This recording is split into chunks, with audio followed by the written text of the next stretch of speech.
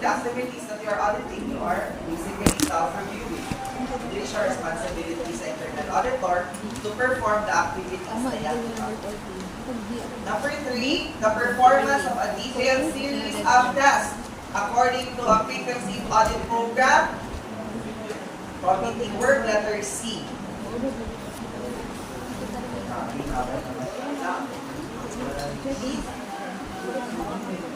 Number 4, an independent, objective, assurance, and consulting activity designed to add value and improve the organization's operations. Internal auditing, textbook definition of internal auditing, letter A. Number 5, this is to cover the non-financial area and is equated to the internal audit functions. This is letter A, internal check. Number 6, the IIA definition of internal auditing emphasizes the effectiveness of which of the following. Letter C is the correct answer: governance, risk management, and control processes. 7, the primary objective of internal auditing is to, letter D, help the employees of the company effectively perform their jobs.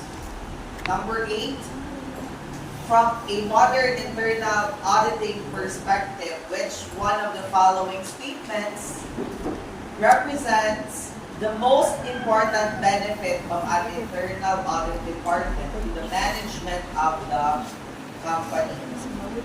Correct answer for this one is letter C. Assurance that there is reasonable control over day-to-day operations. Management, sila di ba, administrator sa company, so they are more concerned, or most concerned, about the operation of the business. Number 9, it is the structural blueprint and coherent system that facilitates the consistent development, interpretation, and application of a body of knowledge useful to the practice of internal auditing. This is just the definition of international professional practices framework, letter A. Number 10, primarily responsible for the management of internal audit department. Letter B, Boyd Kae, or Chief Audit Executive. 11, there are many areas that internal auditors perform their operational audits.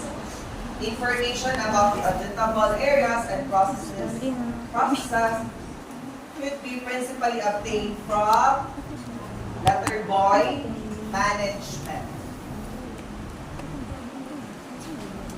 12, in the planning process of operational auditing, the internal auditor is most particular in obtaining letter D, understanding of the business as well as the operation. Planning, understanding, then number 13, once all key processes and areas are identified, the internal auditor should perform what? So this is still part of the planning stage. So, the planning, mag-obtain ka o understanding. And with that, you will be able to identify kung saan mga processes na inyong kailangan i-prioritize.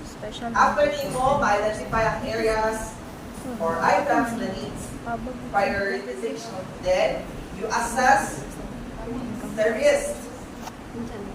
So, letter A is the correct answer. Assessment to identify the related risk. Number 14, it is the formal document that includes the basic policy statement under which the internal auditing department operates. This is just the definition of internal audit charter, letter B.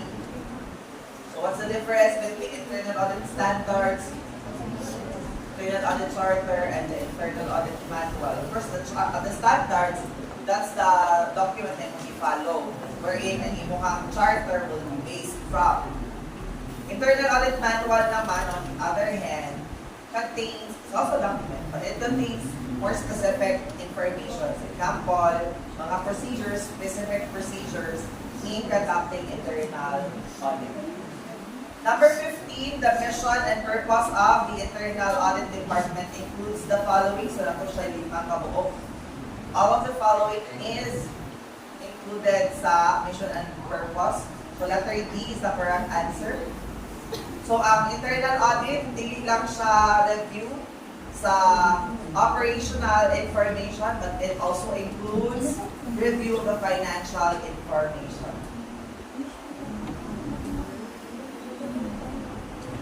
Number 16, it guides the worldwide professional practice of internal auditing. This is the Global Internal Audit Standards. Letter C.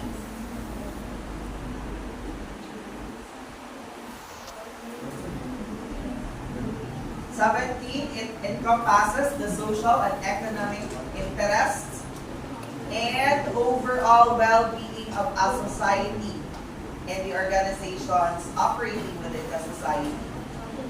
That's public interest. Letter C for 17.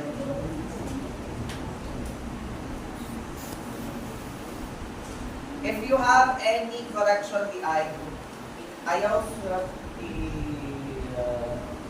yung paper. Pakita sa ako bago mo mag-correct. Validate the paper na sulat. 18.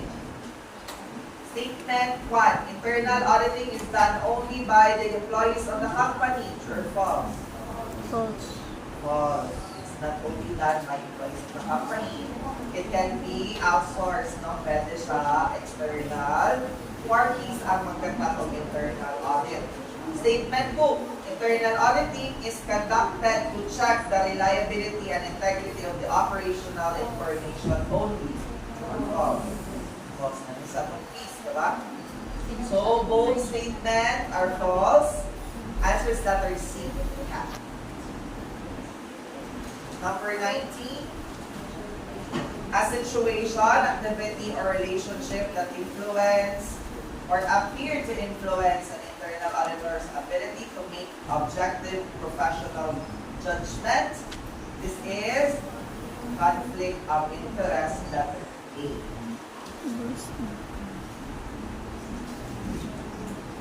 20. Foundation of the principles of ethics and professionalism. Integrity, letter B, boy.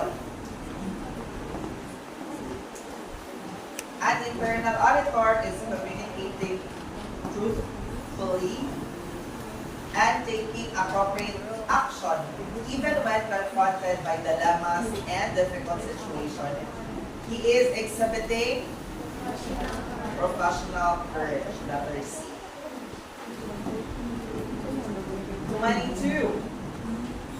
To safeguard objectivity, the internal auditors must. Choices ani can accept any tangible or intangible favor from the management. X should not accept any favors, gifts, no. Letter B, provide assurance services wherein had previously performed advisory services. Dili po siya pwede. Model siya of self-review. Letter C, be duly influenced by their own interest. Dapat hindi ka ma-influence even sa iyong own interest. So, mark answers letter E, dot. The internal auditor must mitigate perceived impairments to objectivity. So, even if perceived pa ang impairment, you should already be proactive step in order to mitigate the impairment of your objective. 23, Wala pa yun ang kanina. which is not true about true professional Number care. 4. Correct answer for this one is letter D, dog. When exercising true professional care, internal auditors perform in the best interest of those receiving internal audit services and are expected to be infallible. So the incorrect statement, Anikay, expected to be infallible. Di ba? Naatay mga inherent limitations as an auditor or as a human limitation. So, we are prone to errors here, especially if we are fatigued, sa'yo pa ka na ay nag-period, tapos nag-later, so, letter D is there,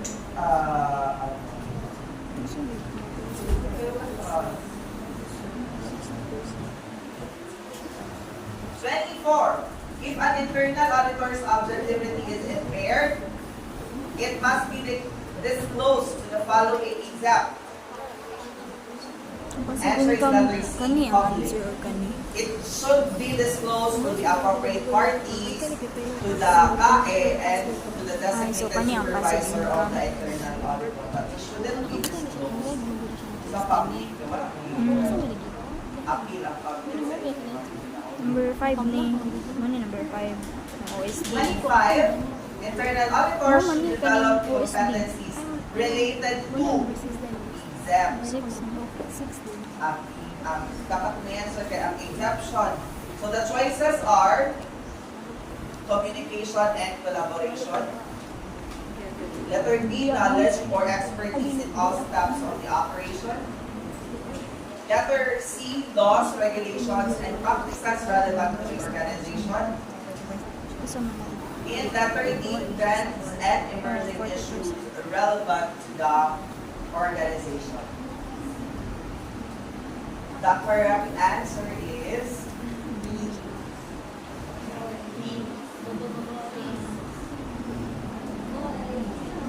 correct answer is letter B, boy. Knowledge or expertise in all steps of the operation. That's an exemption. Hindi siya, when you demonstrate competency, an internal auditor is not required to have knowledge and skills or expertise sa tanang steps sa operation. Gabi, dadagan, department sa operation, dadagan kayo steps sa operation. So, ang kailangan lang ni internal auditor must demonstrate competency to the specific step wherein asa siya na assign na audit. But not necessarily all steps of the operation. But you know, for example, imagine a manufacturing company like Unilever, kasi ano ka na po, ano na lang, Mondense. Ato na ko, I was able to audit Mondense na plant. So, di ba, Mondense, dalag ka sila o smell lang product biscuits. Di ba lahat kayo dasi-dasing biscuits? Naiuban, similar lang sila ang processes for naiuban na like, for example, nasa mga wafer. Like siya ang process ang wafer compared to katong mga biscuits yun. Nga, bilang ko ng process sa pagbuhat ng biscuit, mag-bake ka na, so mag-visit ka ng materials, i-examine pa rin mga raw materials, tapos baking, mixing, kailangan yung step, buwag siguro internal auditor. You don't need to have the expertise of all the steps. As long as, pag-assign ka din na step, or operation, or usan na area, na kay college ka, hindi necessary. So, sa mga theory questions, no, you are always in your area number when answering. If the choices, galing, choice tonight. All, always, ano na, only, mga, kasi parang, ma-confine ang iyong mga ano ba, wala siya ang isa sa mga always ma-critic ang students answering. Number 26. It requires planning and performing internal audit services. Base na din nato. This is due professional care, letter A. 27. Usually, an operational audit is performed. Your answer is letter D, dog, by internal auditors at the request of the top management or the board of directors. So, general rule, internal audit is done by someone within the company or internal auditors. But it's not always na internal auditors lang ang pwede buhat o operational audit. Pwede po mga external auditor if walay ka ng expert or walay competent sa company to audit their operations, then pwede mag-outsource si management to do the operational audit. But generally speaking, internal auditors.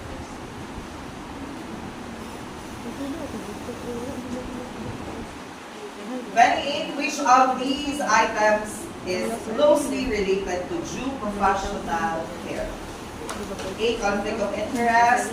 B. Preparation and presentation of information. C. Inducements, including gifts and hospitality. Or D. Professional skepticism. Answer is letter D. Professional skepticism. So, due diligence gani, judgment, and professional skepticism. Asa man ni related conflict of interest, Ang difference ato. Pwede po siya. objectivity, preparation and presentation of information, Dili. Pag humanan mo, confidentiality, naman itong ano no. inducements, Akong gibuhat mo ito. objectivity po, Mas ano mo siya, giving makarong gifts, gud mo siya. giving gifts, exchanging uy, happy Christmas. Gabi, oh my gosh. Next month na Christmas. Exam pa ta, mag-dental pa ta na 6% fee. Hilak pa ta bago Next, question 29. This refers to the misinterpretation of information based on predisposed ideas about culture, ethnicity, gender, blah, blah, blah, and unconscious bias, letter A. Tama ito. 30. The following requirements should be adhered by the individual internal auditor in the protection of information exam. The correct answer for 30 is letter D, dog. Internal auditor must ensure that the internal audit function and individual assisting internal audit function adhere to the same protection requirements. That is out of please. Who is responsible to ensure the internal audit function and individuals assisting internal audit function adhere to the same protection requirements? KAE. I heard something else. So daw. Sa ano, sa room 42, bastos kayo ang mini. Nga day, man. Sa evening class, nani, ay sa room 40 ni, na nakikinig na tumalak. Kalita siya ka ng ambak. Black pag yun. At kung na kayo sa dalto na siya nalima. Ibang man, babe. Ibang man. 31. To demonstrate competency, the external auditor must, correct answer is letter A, maintain and continually develop their knowledge, skills, and abilities to fulfill their roles and responsibilities successfully. Number 32, internal auditing is least effective when. Correct answer is letter D, boy. Internal audit function is not independently possession. So, it's not effective kung di siya independent. Pero pag independent siya, then it is effective. 33, statement 1, the competencies needed by each internal auditor should be the same. True or false?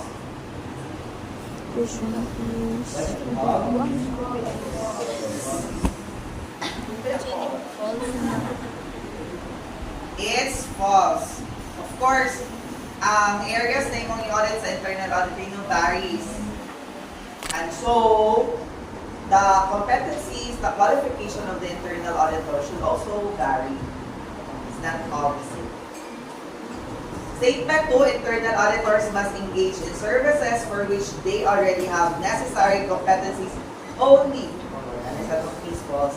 Both statements are false, so answer is letter D, dog. 34, in applying the standards set forth in the Code of Ethics, internal auditors are expected to, letter A, exercise their individual judgment. Ang choices ani kay compare them to standards in other professions. Ay, compare man yung sa other professions. C, be guided by the desires of the auditee.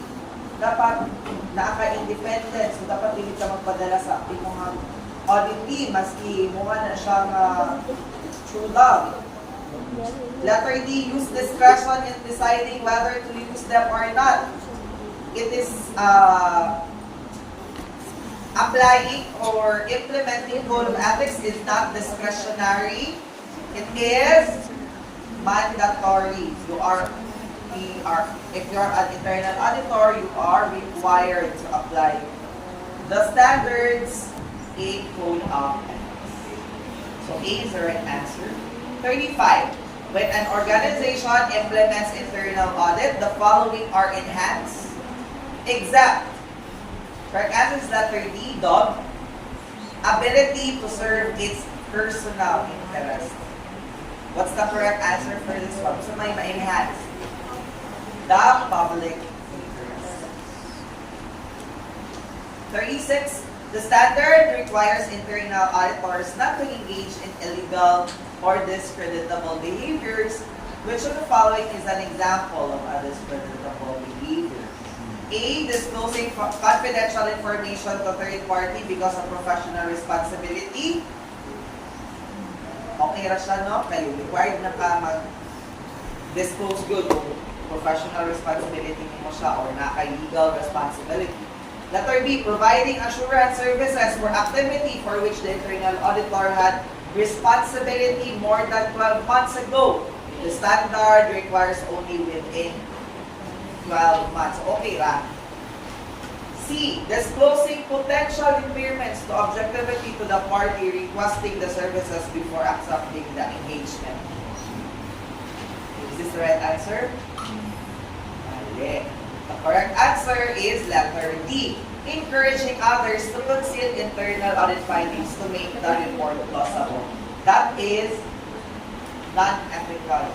Kaimuhang encourage the other to conceal. Correct answer, letter C is acceptable because, di ba, when you accept an engagement, dapat makabalo namin mutual understanding and dapat kung na ay impairment or sa imong objectivity, you need to tell your client na ay baby loves, hindi ko pwede mag-audit kaya we are in a relationship naman.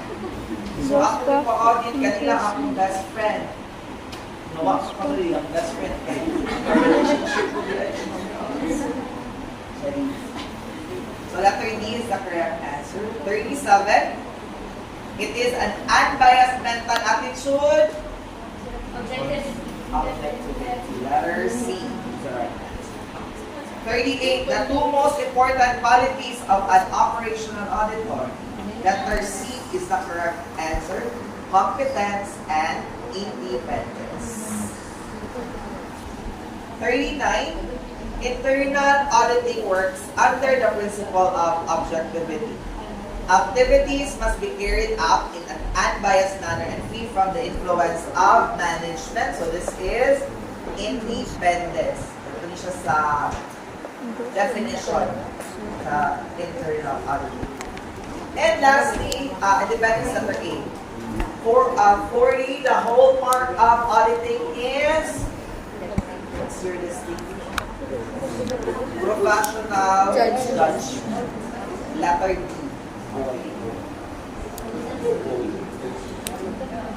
Na-eye corrections.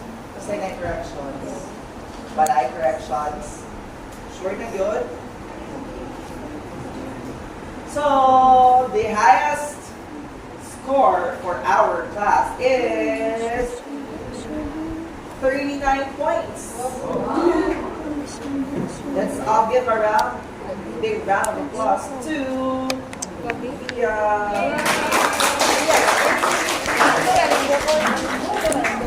Wow, tapos na yung plus 5 pa si Pia. Saan naman lang niya? Saan natin butakin mo?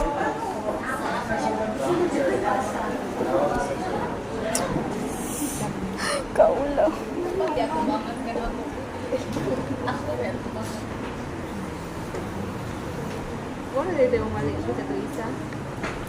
Any questions? Clarifications? Nakalimot ko, hindi na lang na ko atong mga walay ACP 313, cover your ears na lang. Sa ACP 313, ano na may nakalimutan sa kapit. Or na yung wala. We have a mock board for this subject. So at the end of the course, aside sa ECPT 133. final exam, we'll also have a mock board.